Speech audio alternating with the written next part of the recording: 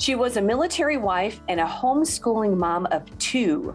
From the outside, her life looked picture perfect, but she was hiding a severe addiction to prescription pills. It actually got so bad that she eventually was arrested and jailed.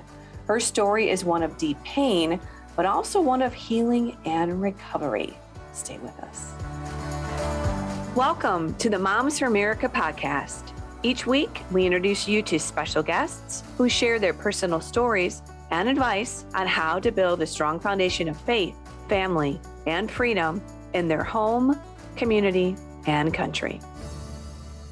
Hi, moms. I'm Debbie Corlitis, your host, and this is the Moms for America podcast, a show inspiring, encouraging, and educating moms in their journey through motherhood.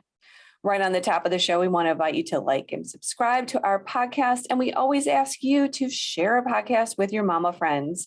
Also, if you have a topic, an idea, a guest, please email me at podcast@momsforamerica.net. You know, I love to hear from you. Again, that's podcast@momsforamerica.net. Love your input and love your ideas. I also want to invite all of our moms listening to join our movement here at Moms for America. It's moms like us all across the country, uniting to fight for faith, family, freedom, and the Constitution. That is our goal, and that is what we want to help moms all across the country do. Go ahead and check us out at our website, which is momsforamerica.us. Again, that is momsforamerica.us. And again, I just want to welcome everyone that is here for the very first time, and welcome everyone that is back with us each week. It is my honor and our privilege to get together with you moms and encourage and inspire and empower you in your journey through motherhood. So glad to have you. Today's special guest mom is Robin Brock. She was Mrs. Kansas 2020, but her inner beauty comes from all the work she's doing today to help women maintain their sobriety. Robin knows firsthand what it is like to live with an addiction. In fact, her addiction to painkillers could have cost her many years behind bars. She's here to share her story and help others on the road to recovery. So I want to go ahead and welcome this special mama. Welcome, Robin, to the Moms for America podcast. Thank you so much, Debbie. I'm honored to be here with all of you. Well, I met this great mama at an event a couple of months ago and was so impressed by her beauty, her inner beauty. She was just lovely to hang out with. We were actually at a pageant in Missouri. So we kind of started sharing stories and a little bit about our backgrounds. And I said, Robin, you have to come on the Moms for America podcast as a mom and talk about your story because it will help others in their journey as they're recovering. So, Robin, first of all, I want to know a little bit about your tribe before we get into your story. Tell us about the Brocks. Oh, our tribe is so special. I am remarried, and you'll learn more about that in this story, but I have a husband now. His name is Ron, and we have two boys. Not together, but we're raising them together. Evan is 15, Liam is 11, and they are so much fun to raise and learn, and they teach us way more about ourselves than we'll probably ever teach them. And we have a neat story too, because their dad, Cameron Mason, is still involved in their lives. Of course, he's their dad, and we're all very close and get along pretty darn well. And I have a lot of respect for his partner, Amanda. So we're kind of an extended tribe, but it's a beautiful tribe. I love it. So you're busy mama. And Oh yeah. We all are, aren't we? Boys as well. So when we met in Missouri a few months ago, you had talked about this, your story. And I was shocked because I was sitting there with you and I was like, wow, this girl's so impressive and amazing. And you just never know anyone's backstory. You never know their journey. You never know the healing and the amazing stories. So I almost didn't believe it when you told me that, you had an addiction and, you had been jailed, and you showed me your mugshot. I was like, are you kidding me? So I know we laughed for a moment there, but it is a very sobering, and I mean that in a good way, sobering story of what happened to you, because I know that addictions happen in many forms. We all know that, and it is an escape, obviously, for people and for moms. So I'd love to just talk a little bit about what were you addicted to, and we'll get into how did that actually happen. What was the addiction, Robin? So my specific addiction that I sought treatment for was for opiate painkillers. And this is an interesting one because I knew that I was susceptible. I knew it ran in my family. I knew that alcohol abuse was something to watch for. And so I was always hyper vigilant about that. Um, the addiction to painkillers came on, I think I'm trying to remember when it exactly started, but it was between 30 and 32.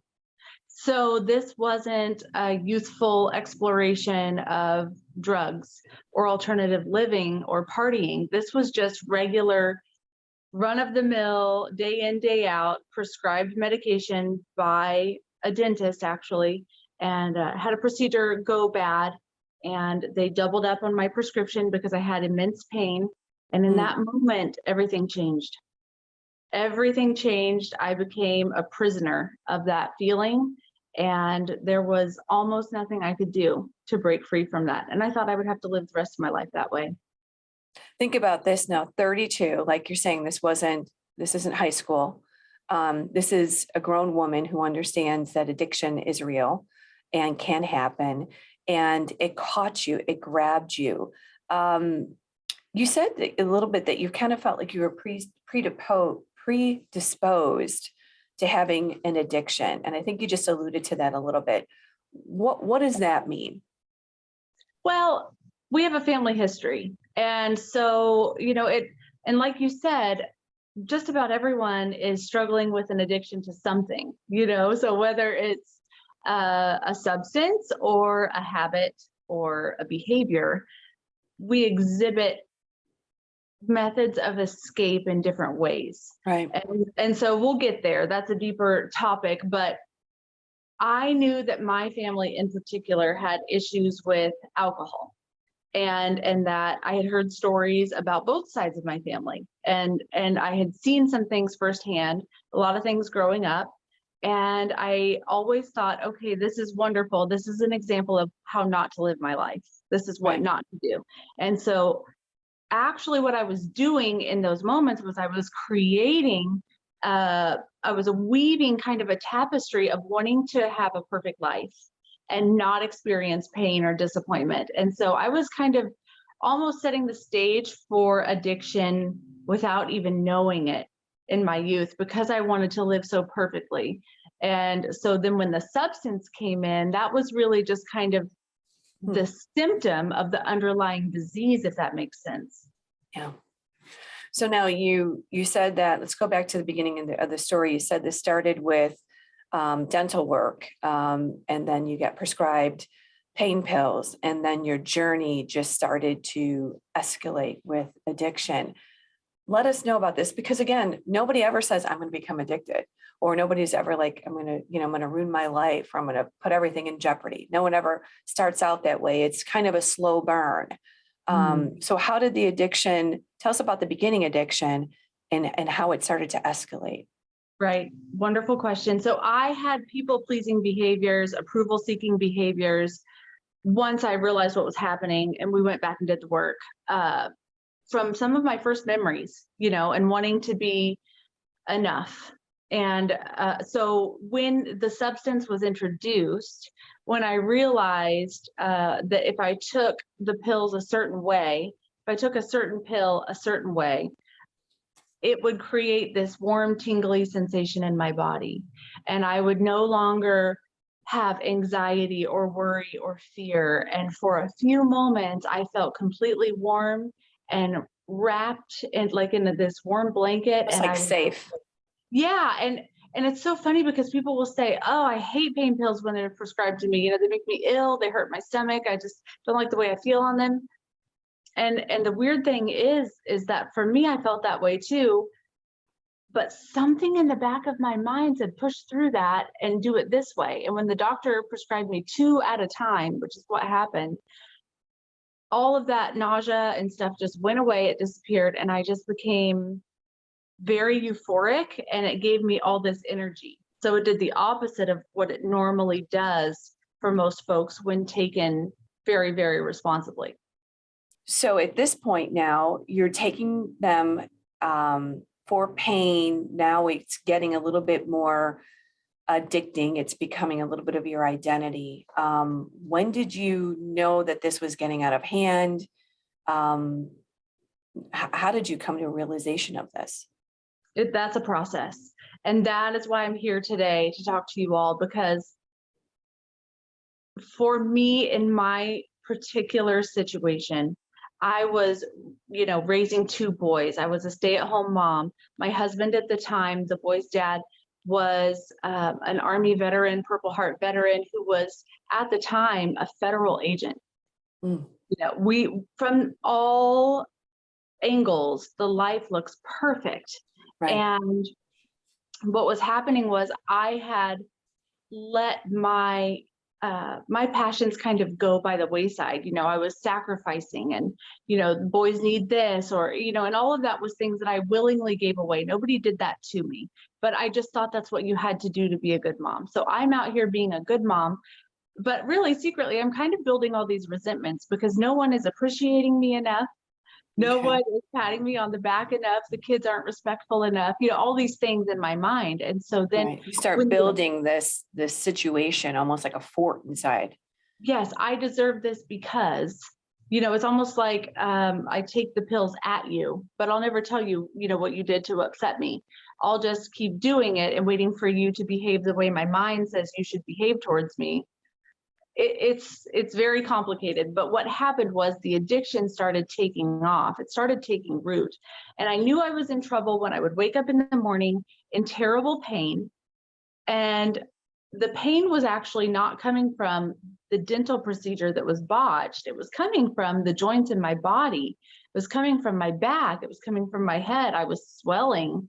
My body wasn't healthy, and I knew, I could sense that the pain killing drugs were telling my body that I had to have them and that I would not be okay without them. And in a way, I knew that that wasn't the truth, but the majority of my brain believed that we had to have it to live. Mm. And I could not imagine facing the day without it. So the very first thing on my mind in the morning was, what hurts? And how many pain pills do I have?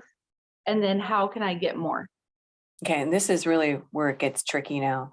How many do I have and how can I get more? Right.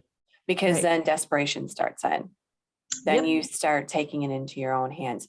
When you started trying to figure out how can I get more, is this when you knew that you had crossed a line? That's hard. I knew I was getting there, but the Okay. delusion is so thick that it's almost impossible to see my own insanity, right, when I'm in it. Right. And so that's why when we move into the kind of end phases here, I'll explain how that gets resolved. But Did anyone know that you were dealing with this? Did you confess this to anyone? Did anyone see? Or was this still a secret at this point? I was a secret keeper, big time secret keeper. Yeah. Working double time to have this image out in the world that, I'm taking my kids to karate and I'm cooking all these meals and, people come to me for advice and I'm doing all these things. And yet on the inside, I feel like a complete fraud because I know that I can't get through the day unless I know that little bottle of pills in my purse is there. Did you ever say anything to your husband? Yeah, I did. I did once he realized that I was taking too many. Okay. And so when he realized that, he brought it up to me. And I don't know. I don't think that I could recognize yet that I was an addict. He asked me, he said, "Do you think you're an addict?" And I said, "Yeah, I think maybe I am. Like, I think I maybe need treatment for this because I can't stop." And at the time, we just weren't really healthy enough as a couple for me to go do that. And comfortable with the optics of me leaving for 30 days. And I wasn't comfortable enough to speak up. to Right. save my own life. Well, you're dealing with, you have a war in your mind, happening. I can only imagine that you're like, I'm not, I am, I can do this. I can fix it. I can handle this. And that's what we do as moms. A lot of times we just handle everything, and we end up putting ourselves sometimes, way down the priority line. Mm.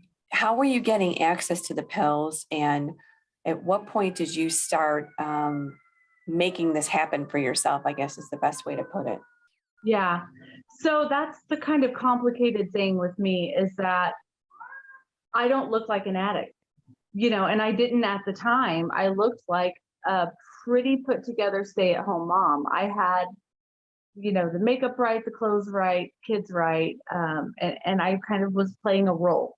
So I would go to my dentist, who knew that she really messed up. And so I knew I kind of had her at a disadvantage. And I milked her as much as I could for more and more and more and more. And then I Wow. would go to my urgent care doctor, who also seemed to have a mutual respect with me, and he would give me more. And then I would go to, whatever, a family doctor, and be like, yes, I have these prescriptions, because they can see all of that. When you're getting controlled substances, all of your doctors can see what you're being prescribed, and the pharmacy can see how many times you're being prescribed things too. And I knew that. Okay. Right. My brother works for a pharmacy software company. So, So they all knew that someone else was helping you as well, but they continued to help you. yeah, Not help. I shouldn't say help, but they they thought continued they to were prescribe. helping. Yeah, these were not reckless people. They really thought they were helping, and I take full responsibility for that. I was milking them. Were they Sure. over prescribing, and is there a culture of over prescribing? I mean, I don't know if I can say that, but probably. But I don't think they were being malicious. They Right. were honestly buying my story. Right. So And they you were, had your story down, right, Robin? yeah, You had your story down. I had it down, and I believed it myself. Sure. I did, even though I knew in my gut that I was not being authentic. Mm-hmm. So I got them from everywhere that I could, but always from a doctor and always from the pharmacy. Okay. So now you're getting the prescriptions, but Yeah, somehow it's still not enough. it's not enough. And at this point, I'm up to 30, either hydrocodone or oxycodone a day. 30. No. 30. It gives me chills to talk about that. Yes, Gosh, you're a miracle that you're survived. I totally agree. Oh my goodness. I didn't realize it was that much. Yes, I was swollen. You could press me, and I had fluid just everywhere. My eyes were yellow. So now you're getting a combination of 30 pills a day. It's still not enough, which we know that this is what happens with addiction. It's never enough. Doesn't matter what it is. It's never enough with addiction. What did you do? How did you increase this yourself? Because this is really where it gets tricky. Yeah. So there were only a couple of ways left to go. As we all know, once you max out on that, you've got to switch to something else. Right. And I wasn't in that world yet. And this is where God really steps in my story. And so I call him God, higher power, but okay. I went and I got a prescription from a well-meaning dentist. And I looked at it, and something in my brain said, you could make that.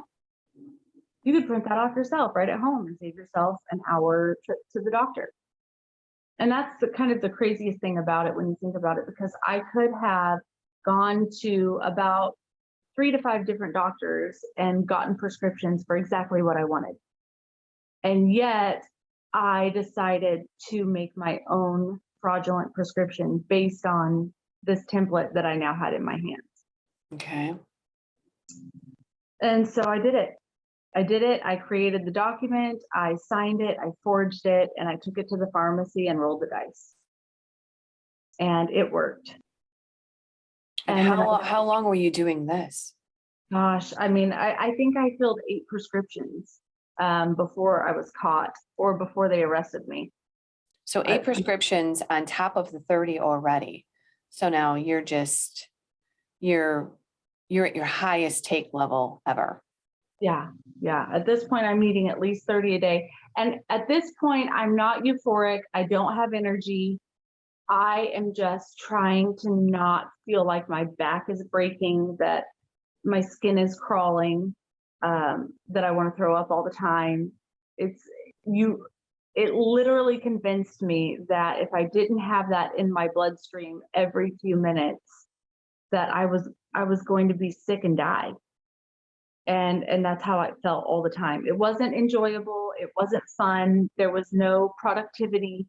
It was just like falling asleep, swollen, achy, not on this earth, just like head in the clouds. It wasn't anything good at all. I was barely functioning, if I was functioning at all. I don't even know how you were a mom at that point, but you just kept pushing through. Well, I mean, I had to keep up appearances because the Right. disease will do anything it can to protect itself. Right. So at all costs, whoever you have to lie to, whatever you have to do. And I say that with a lot of responsibility too, because it's my responsibility to be Right. honest. You know, I'm not pawning that off on the disease, but that's what it does. So how did you get caught? What so happened? What changed you? What was the aha moment? I knew as soon as I wrote that first prescription that I was done. I knew it was over. I just didn't know what day it would happen. Right. It was out of control. All the way. And I would look, when I would drive around, I would look for police to be watching me, you know, in my SUV, my mom SUV with the kids in the back. And I don't say that with any pride whatsoever. It's just, No. it's incredible to me, the audacity of the way the brain works at that stage. But I would drive It's around and that strange desperation that will make you do just about anything. it's a survival. Yeah. It feels like survival, but nothing more than that. Nothing above that. It's just survival. It's like zombie land. And Right. so I would go through the pharmacy and I would wait for the cops to pull up, you know, and I would see if the cops were in the parking lot, like doing a sting or waiting for me. And they never were. And so I was like, oh, what's going on here? And I just kept getting everything that I asked for Okay. until I didn't. And that day it was my husband at the time's birthday. I had just picked up kids from karate and I told him I was going to pick up a birthday cake or pick up the kids. I don't remember. Mm-hmm. And I went to the pharmacy and I gave them my name and birth date, and not 5 seconds later did a police officer pull up beside me. Okay. It And was what over. does he say to you now? Now you're in some weird way, you were waiting for this to happen. Yeah, I was. He said, "You're not going to get what you're looking for today." And I was just beside myself. I mean, just all the adrenaline, and I didn't know what to do. Mostly I was worried about, oh my gosh, like if I don't get this prescription, what's going to happen? And that's really So sad. that is sad. And what happens at that point? Are you cuffed? Are you jailed? Are you? So we pull What forward. happens? We pull out of the drive-through and we pull forward and park, and he gets out and explains to me what's going on. And the boys are in the back seat, and yeah. And they asked me to call my husband to come get the boys, which I refused to do because it's his birthday. And I'm over here being a terrible person, ruining his birthday and the kids. And, you know, what are we going to do? And this can all just be resolved, I'm thinking, still in my mind. Right. And I realized that wasn't an option when he said, you can either call him or I can call CPS. And I thought, okay, so there's no option here. So, right. So I called him. He came up and got the kids. He was broken, you know, very, very confused. And still kind of protective of me too, you know, and very, very And much. heartbreaking for you as a mom, because you know that your kids at some level know something is not right. The Oh, they police knew are right, exactly. right. They knew for a long time it wasn't right. They knew it wasn't normal to go Right. to the pharmacy every day. You know, they Right. knew that stuff. So Evan, did you end up getting arrested? yes. Okay. Yes. So Evan was 7. Is that right? Yeah, 7. And Okay. Liam was what, 3, 4, 3 or Okay. 4. And Uh, as we're waiting for everything, the police officers are there being very kind. And Evan says to the police officer, "Is my mom going to have a soft place to sleep tonight?" And yeah, that's hard. And so wow. they were very kind and they waited and they Yeah. kept me after their dad took them away. Mhm. Wow. So you see your kids go away with your husband. You're there. Did they arrest you and take you to jail? Did you have to go to court? What happened? Yeah, yeah. They arrested me and I went to jail that night. Um, and that's really when God moved in a really, really big way for me. I'm sitting on the floor of the jail, and more women are being added through the night. And it's a holding cell, and so they're coming in, they're coming in, they're coming in. And by the time I don't know, early morning came, it's hard to say because they leave the lights on the whole time. You know, it's all like super fluorescent and very, very cold. And by the time the place was full, the women were all kind of coming to, and I was of course very scared, and they could tell that. Sure. But these were women that I would have earlier in the day or the day before walked around if they were, you know, in the front of a store or at a gas station or something. I would have walked around them to avoid making eye contact or because they seemed dangerous. Mhm. And they were all coming down off something. You know, we were all very, very ill at that point. And Right, they because now you're without your pills, right? were all without our drug of choice. Right. And everybody in there had a drug problem. I will say that. So you And spend the night in the jail with all these women that are addicted, or I guess, I don't know exactly what their stories were. crimes So, that have to do with right. addiction. So Mhm. you're sitting there in this moment. Were you able to think logically? Not really. I mean, I definitely wouldn't say that. That Okay. would be a stretch. But they came to me and they sat around in a circle. And not to make it sound like summer camp, it was not summer camp. But they asked me what my deal was. They wanted to know. And I told them what was going on, and they told me exactly what was going to happen with talking to the judge, and you know, it's going to be like Okay. this, and this is probably how it'll work. And then they told me about their addictions. I didn't ask, but they asked me about my experience and you know what I was into and how I got there.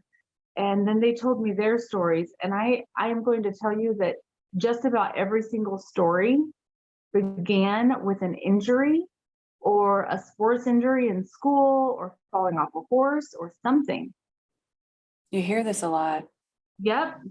And it began with a legitimate prescription from a legitimate doctor, and then it grew from there. And now it's full blown heroin or Mm, meth. I mean, you yeah. just anything.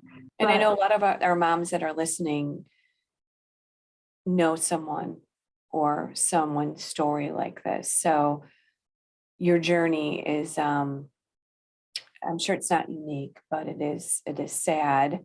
But I just love looking at you right now in your home right now and just seeing what the restoration that's happened. So the next morning, did you go before the judge? Did you get I did. I did. evicted? I don't even know what you call this at this Yeah. stage. of the game. So these women were, I want to say this because this is really important. These women that I would have walked around the day before begged me to save my life. Hmm. They told me that they had lost their children, that their kids were in foster care, that their kids were with their parents, that, you know, they've lost everything and that they are done. There's no hope for them. and they're not even trying anymore. They've tried and tried and tried to get clean or sober, and it's not working. So at this point, they are just looking for the next high that's going to take them out of this world. Sure. Or They gave up.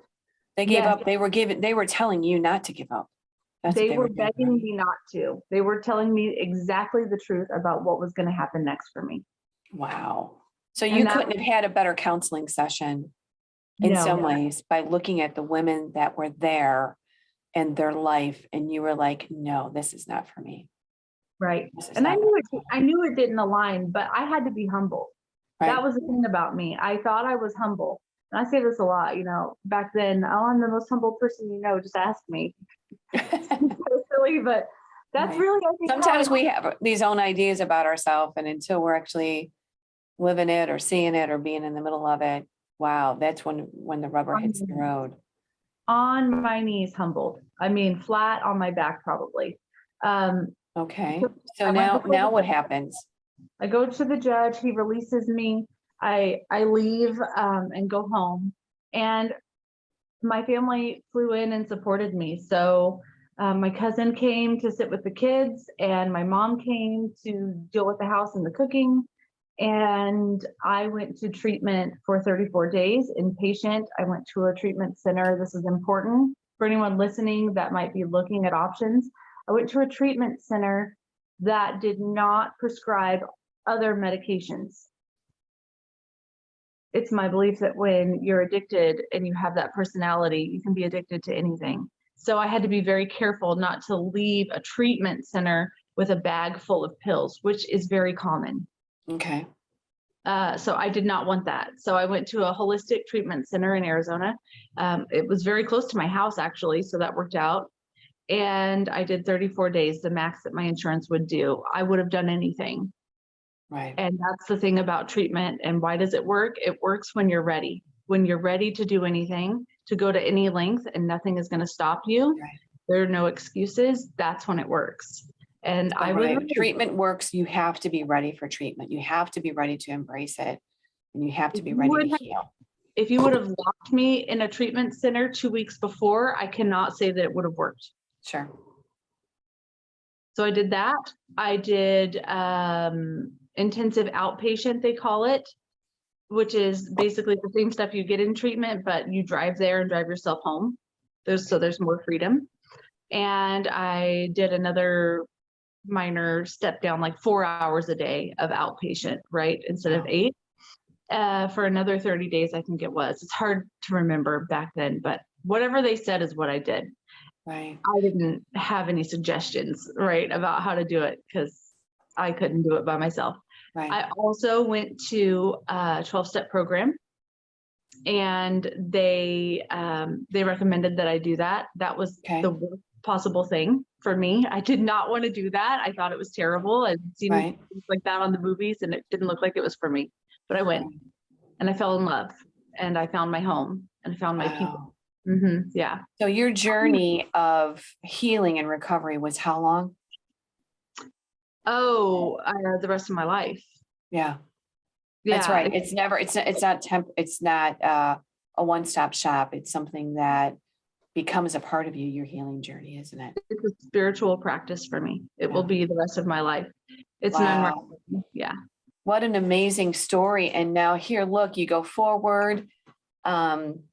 You ended up finding love again, and that's a wonderful story. Your children, you're a mom, and then you went on, you competed for the Mrs. Pageant, and now you're using your testimony, your story to help other moms and other women in this journey. I mean, look what the Lord has done. Yeah, it's pretty awesome. I went from looking at 12 years in federal prison with all the charges that were brought up against me. And so you got probation. That was it. Why do you think that was? I think that I was meant to do this work outside, and I think that my higher power knew that I would be more effective here. If I would have been more effective in there, then I would have been sent there.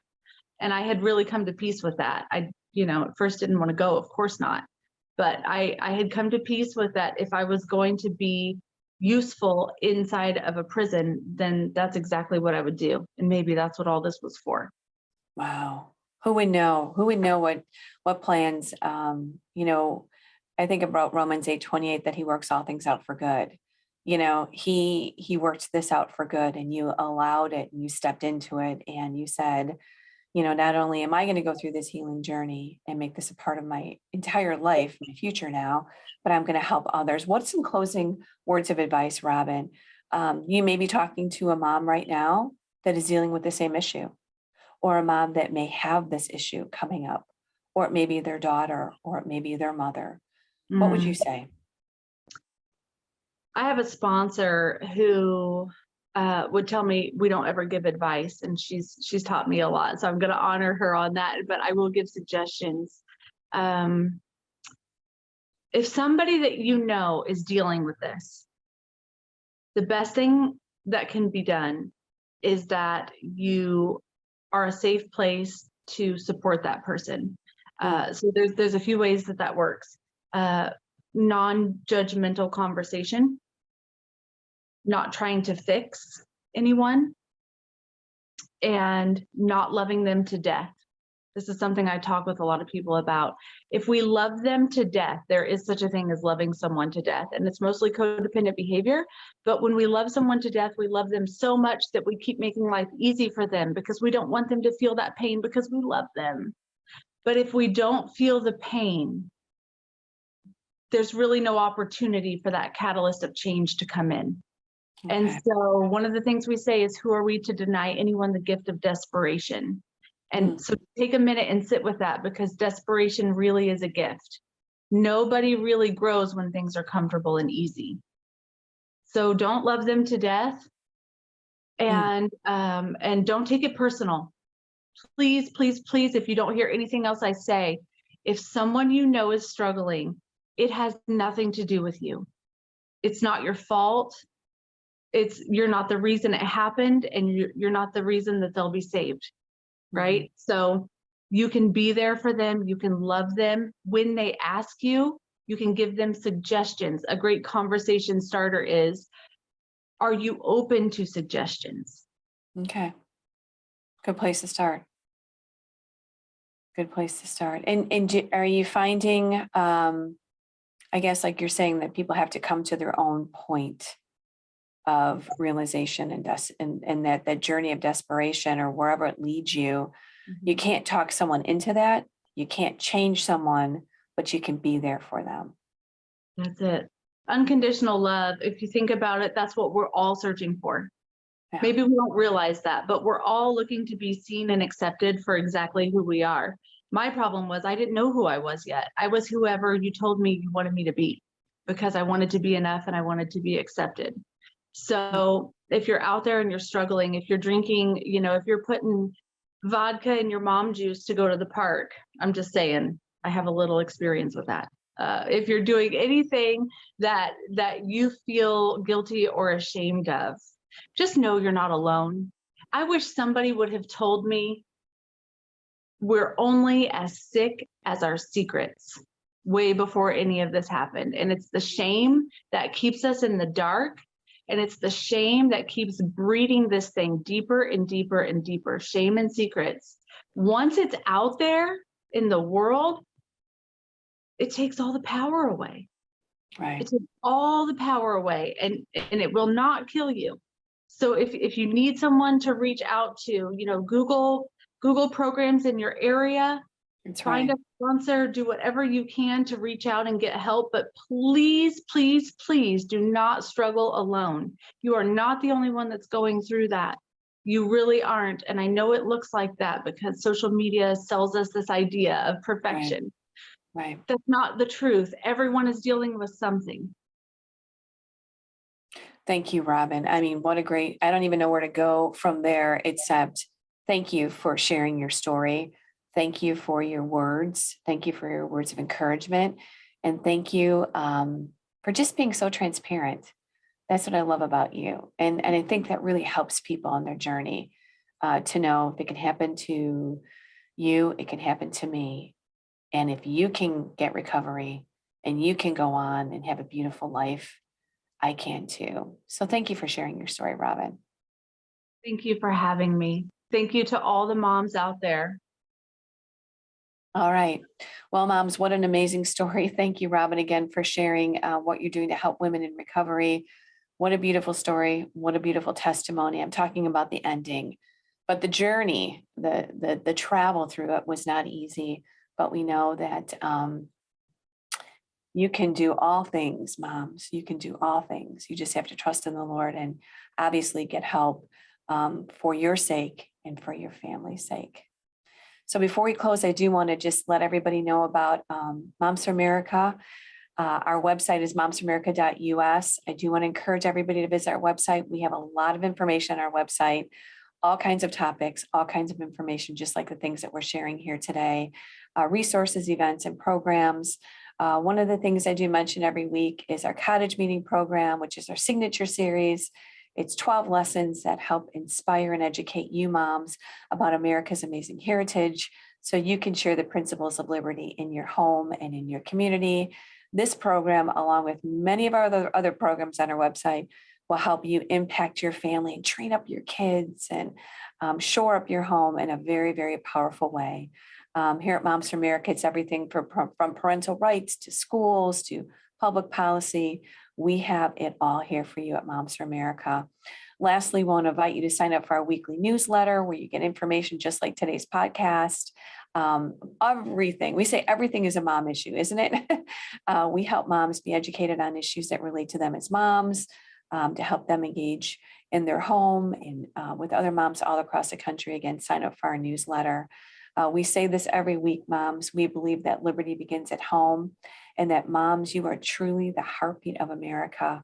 That's why this movement, that's why moms are so powerful, because the moms are here raising the next generation and saving our country. So like and subscribe. I know that you have a mom out there that probably is dealing with addiction, and I would love for them to hear Robin's story. Would you please let them know about it? And again, we love you, moms. Join us next week for another inspiring and informative discussion with moms just like you. Thanks, Robin. Thanks, everyone, for joining us. And let's keep changing our world one home at a time. I'll see you next week.